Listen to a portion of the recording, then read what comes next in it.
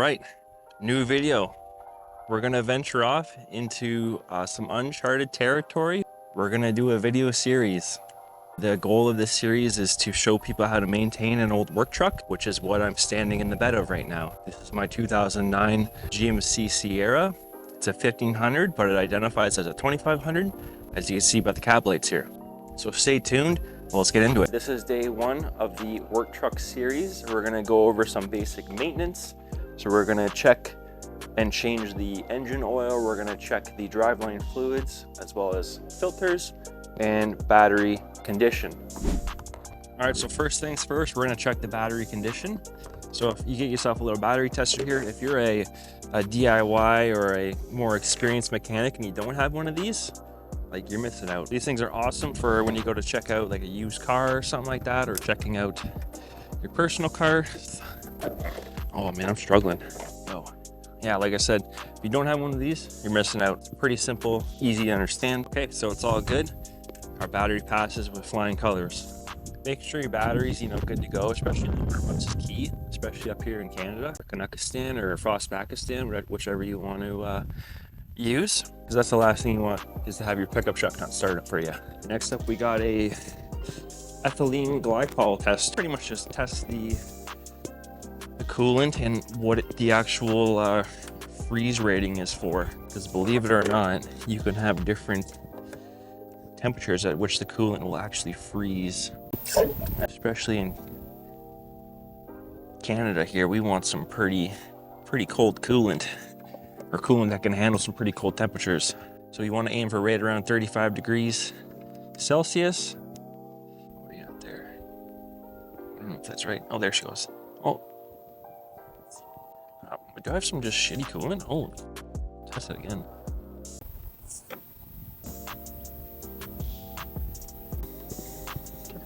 Okay, yeah, after that first test there, yeah, we're not doing too hot there.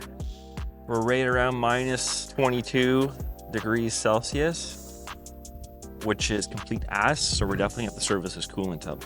Probably as honestly, it hasn't frozen yet.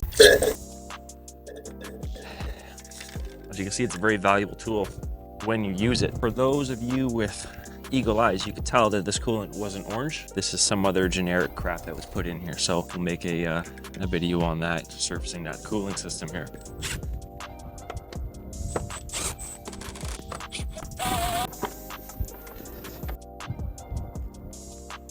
So a little dusty, but I think it should be good.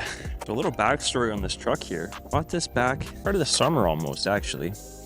So I did a complete restoration on this truck, replaced a bunch of components like leaf springs, shocks. We did a bunch of preventative maintenance at that time as well. I had to weld in a rocker because of course we did. This generation of truck is quite bad. We also had to fix a portion of the floor. So I'll put some pictures in so you can see that. This thing was a bit more expensive than I wanted it initially to be, but she's been pretty loyal since. But I've been slacking on the maintenance side of it. Got super busy with work and fixing other people's junk. All right, so we got our brake fluid here. Have a little gander at that. The plastic bottle is quite deceiving, I find anyways, on these older trucks. Once they've had old fluid in them, oh yeah, that needs to be changed out too. Quite dark. Awesome. We pretty much have to change all the fluids on this truck. It's looking like right now. Check the power steering. Give her a little smell. Not as bad. Might be able to get away with it. I think we'll be okay. Next up, we're gonna check the drive belt condition. This is a pretty inexpensive Gates tool. It's a tread or a belt depth gauge. Paid for itself a number of times, as you can see here. You just stick her down in one of the grooves there. And if the plastic piece gets covered up or is level with the actual grooves of the belt, then it is time to replace the drive belt. This one's good.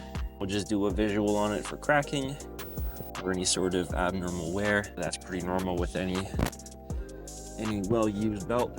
Got ourselves some Napa washer fluid, not sponsored. Full price.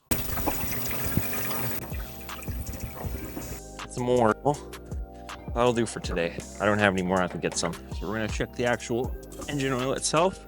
see where we sit on the stick. This is a great indicator of whether you have an oil leak somewhere, or if you don't have an oil leak after getting underneath the vehicle, you can definitely chalk that up to be actual oil consumption. So we're about halfway in the stick, about 1 dot from full, or 2 dots from full, I should say. So that's good to go. So we're gonna check the Bruce Jenner box here. And that also needs to be changed out too. Awesome. Just keep adding the Canadian pesos up. Pop the cap off, get yourself something bright to set it on top of, like a napkin or something like that. And just pop the dipstick out.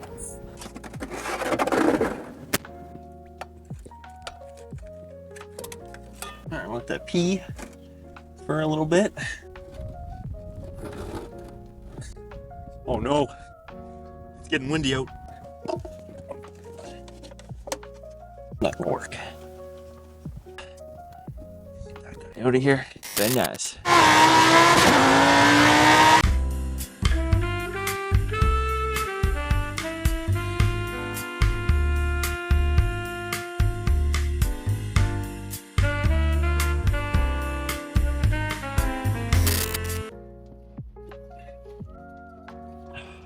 Leaking all over myself.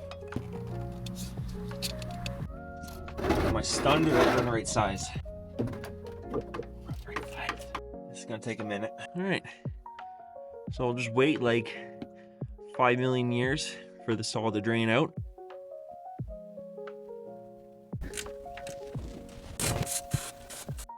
That's how you change oil in 3.2 seconds. Check the front diff. You can see the apprentice marks there. And real, we're just getting a little drip out right now. That means it's up to the proper level. I had this apart in the summertime doing axle seals. I did not expect that fluid to be very dirty. Check the transfer case. So I'll just stick a little pinky in there.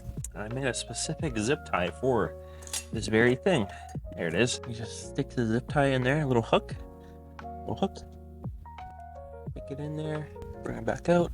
Pretty dark. Supposed to be like a vibrant red, same color as transmission fluid. We'll have to change this out too. Leak there as well. That's the front drive shaft. Lots of poo-poo there. The last thing we need to check is the rear differential. This crusty looking thing back here. Spin her out. Now the truck is lifted up at the front, so I will not be surprised if a little bit comes out. Yeah, just get a little dribble there. That's brand new fluid right there. Brand new. Look at that. Hey, that fluid looks good. Smells good. Doesn't smell like ass. If you've ever smoked burnt or bad gear oil, you know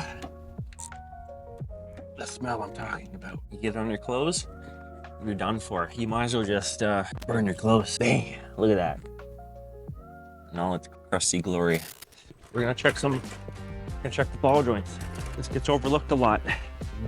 My time as a mechanic, a lot of dudes just go, yeah, she's good. Just shake the front end and that's good. Very simple to do. Chances are if yours is completely flat, you'd be able to feel it just like this. But if you want to be 328% sure, just like the pry bar, stick her up underneath here, feel for play. Stick your arm in here, feel it. My fingers are on the upper ball joint, in between the knuckle and the control arm. Same with the ball joint, good to go. Check the upper. That's good.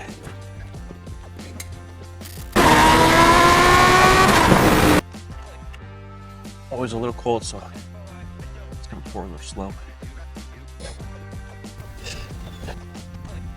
And that's about 6.